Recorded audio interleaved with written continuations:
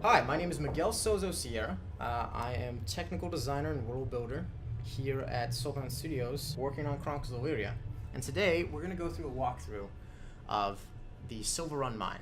Now, this level was made for two reasons: to function as our PAX East demo and as part of Prologue, which is a larger release at some point in the future. As part of the narrative of the Prologue, you're going to be called for to investigate Silver Run Mine because there have been rumors of a kind of madness infecting the people inside of the mine, and so you're tasked to see if there's any truth to that. Now, upon entering the mine, it actually collapses behind you.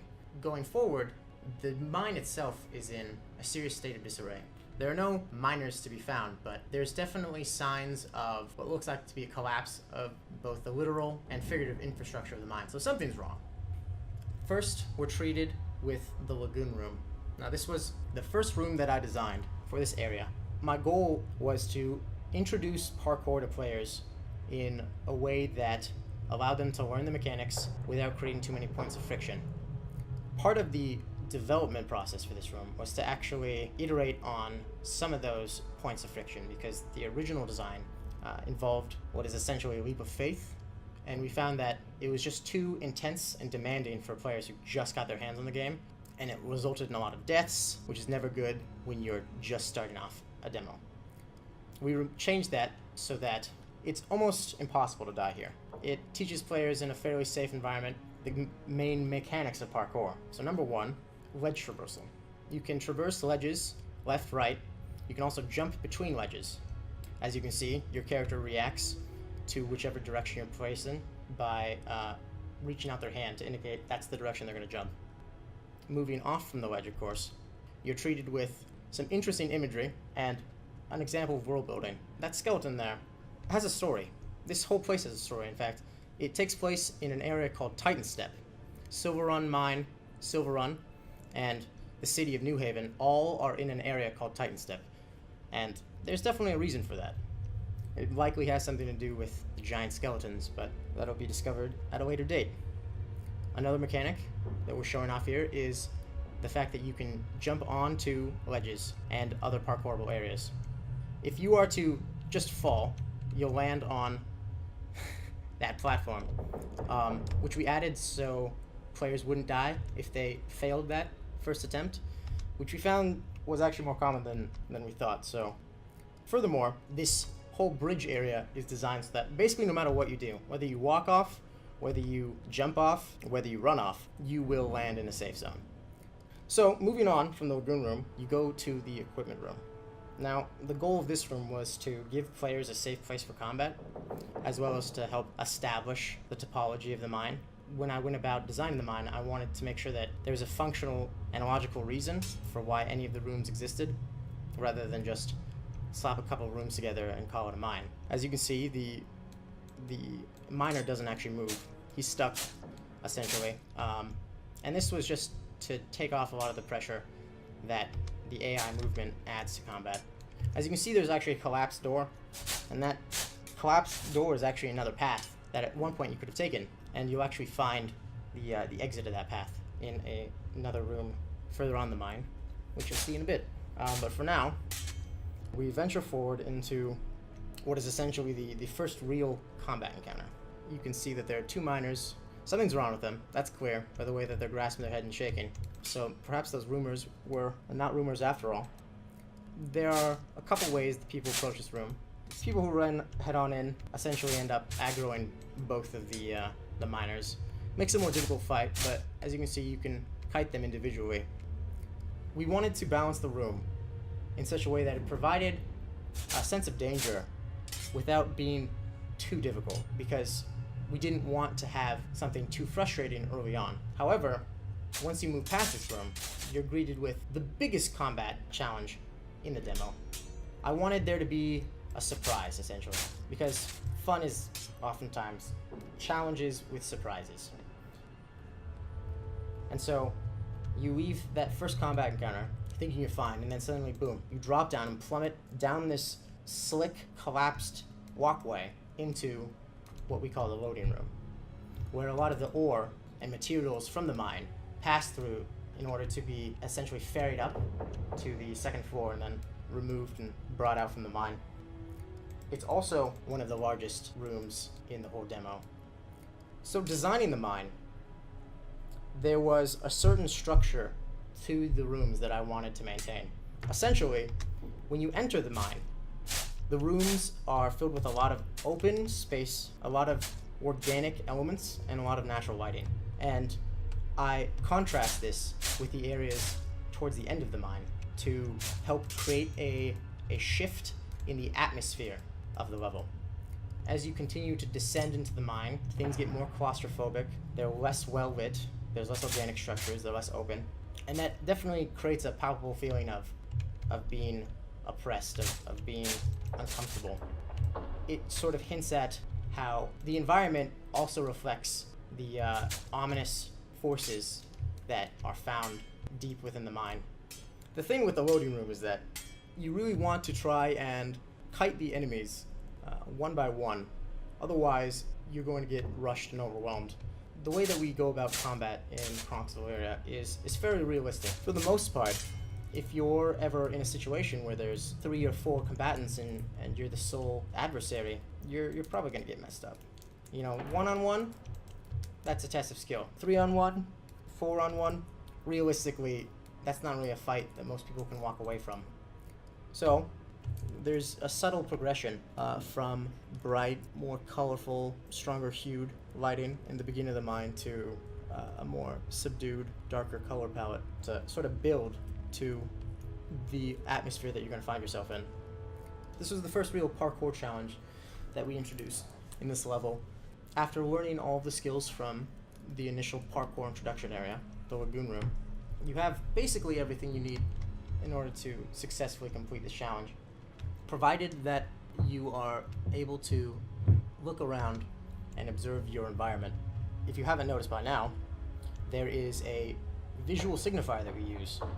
It's that white decal, and we use that white decal on anything that's parkourable, and it shows you a general path of where to go.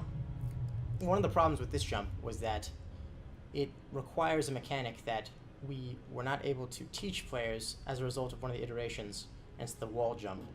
Turns out jumping backwards off of a wall is not something that most people are very inclined to do without knowing for a fact that they can.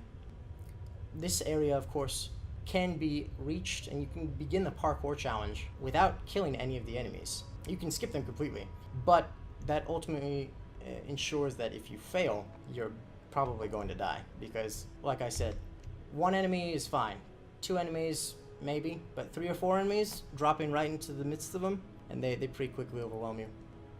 So, you successfully manage to parkour through this area, all while hopefully being led upwards by the large hole and the beams of light shining through them, as well as that lantern hanging right there. It's all meant to sort of lead you out. The verticality, again, you're ascending rather than descending, and you come across the upper part of the loading room. You see that crane was used to lift some of the materials, and you see some of the materials already packaged in those boxes, which are then meant to be transported. Walking outside of the loading room, you come across this series of catwalks. There's a collapsed bridge further down to the right that would have led you to the other side of the cavern. It was, of course, one of the primary ways that they transported ores back and forth from the 2 areas of the mine. This is a lot of the more factory-like areas of the mine. You know, it's where equipment's stored, it's where things are processed, it's where things are transported, but across from here, you run into the actual mine shafts.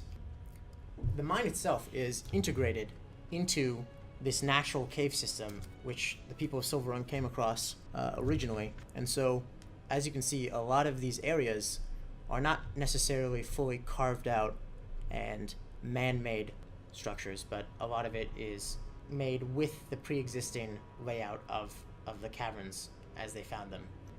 This room is meant to serve as the turning point in the mine. As the focal point, it's really supposed to distinguish the first half and the second half. So you have the largest room, you have the most organic elements, you've got the rushing river, but you've also got tons of broken infrastructure. You've got lots of natural lighting, you've got these huge holes in the cave, and so there's a lot of visual elements to take in, but it's meant to serve as a transition point from the organic and the open to the claustrophobic and the closed and the man-made. And this zip line is specifically there to really drive that point home. Because the way the zip line is done, there's no returning. Once you cross the threshold, you're stuck here. And as you might have just noticed, as soon as you got to the other side of the zip line, the background music changed. And so it's now gone from a fairly somewhat adventurous, but certainly more upbeat and subtle soundtrack to a far more chilling, creepy, atmospheric one. Because essentially upon entering this part of the mine, you're no longer in the action-venture portions, you're in the action-horror portions. Like we've been saying before, there is an overall narrative to this, and whatever's happening in this mine is ominous. And so you're going to be finding a lot more of those horror elements showing up. Looking ahead of you, you've got the foreman's room. The goal was to provide topology and lore with this room, and again, to establish that this mine is actually supposed to be a functional mine within Elyria. The foreman, of course, serving as sort of the linchpin for all of the goings-ons of the mine, and sort of the backbone of a lot of the infrastructure, would have his own room because his presence in the mine is pretty valuable. Moving on, you reach another transportation room, which we essentially called the fog cave. And so the goal of this room was to provide the final parkour challenge, and as such, I designed this challenge to be the most difficult. At first, you're not sure whether you're supposed to go to the left, so you look around. I'm really challenging players here to analyze their surroundings and take what they've learned and apply it. An astute player might notice that there are some of those white decals that have been popping up. And so that kind of gives you an indication of at least where there's functionality regarding parkour. Progressing through this area, I really like how well the parkour mechanics and the environment mesh together. The actual structures on which you parkour feel like they exist very organically within the world. And it's the final separation of the beginning area and the mine shafts. The goal of this demo was to show off parkour in combat and to give evidence regarding how Chronicles of Elyria differs from other MMOs. We consider ourselves far more action-oriented because we believe that to be heroic, you need to truly do something heroic. Heroism doesn't come easy. It requires skill, and we didn't want that to be a virtual skill. We wanted real player skill to come into the equation. While in this demo, there are some places that are walled off. In the main game, ultimately what you see is what you get, and that's a design mentality that we kind of adhere to. There's never going to be any invisible walls. If you can feasibly get there, and there's nothing blocking your path, there will be a way for you to do it. Our goal for this demo was to show off some of the elements of Chronicles of Elyria that makes Chronicles of Elyria different from other MMOs. Hopefully we managed to do that. If you have any more questions or you want to find out more about the design of the game, please go to chroniclesofelyria.com where you can learn more, you can engage with our community, and you can ask questions. So as we said in the beginning of the video, this demo actually takes place as part of the overall narrative of the prologue, which means that it doesn't actually end here. In the prologue, you're going to journey further into the mine and uncover some of the secrets that lie within.